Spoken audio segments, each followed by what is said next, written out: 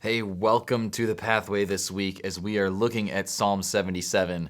I love this psalm and just listening to Chad unpack it this weekend. It was really interesting because there are so many little pieces in here, so I'm going to restrict myself in this Pathway video with you to like one of them because on the Psalms guide that we've been passing out, this is listed as one of the Psalms of guidance and wisdom. And we saw that with how not only Asaph is crying out to the Lord in a moment of distress, but also how he's remembering back to things that God has done in the past.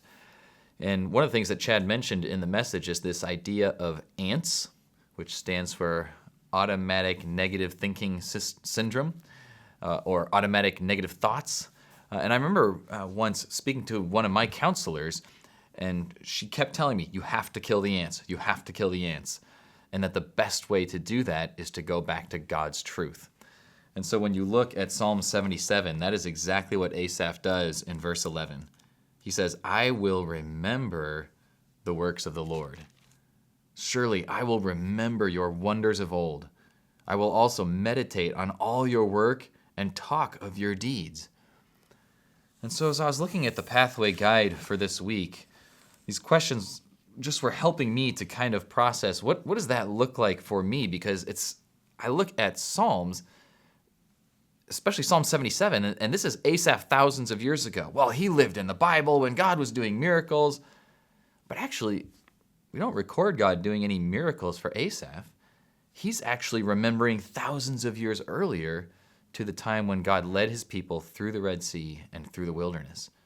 So he's essentially just as far removed from that miracle as we are, and yet he continues to find encouragement from it. And that's what Dig Deeper 2 is really hitting on. How does Asaph describe that ancient event in his modern day, and how can we look at ancient miracles for courage today? And so I think for me, that's where not only the self-talk that I remember, but he also says, and talk of your deeds.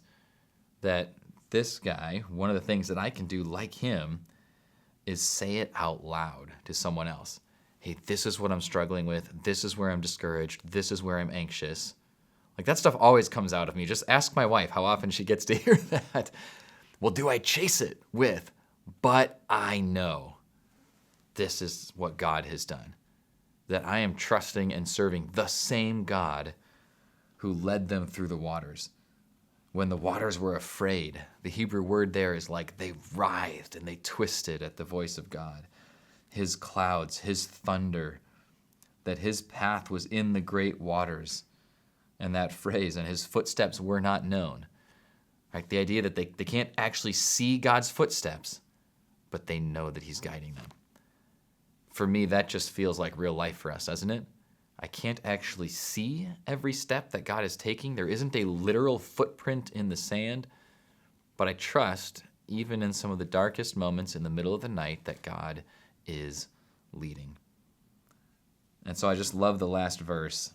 It says, you led your people like a flock. That same idea we saw from Psalm 23, that he is our good shepherd. So I'd encourage you this week, as you read Psalm 77, use the Pathway guide to draw out some of those thoughts of your own and some of the things that you remember both in your life and throughout the Bible that God has done, and share his mighty works. Thank you for watching.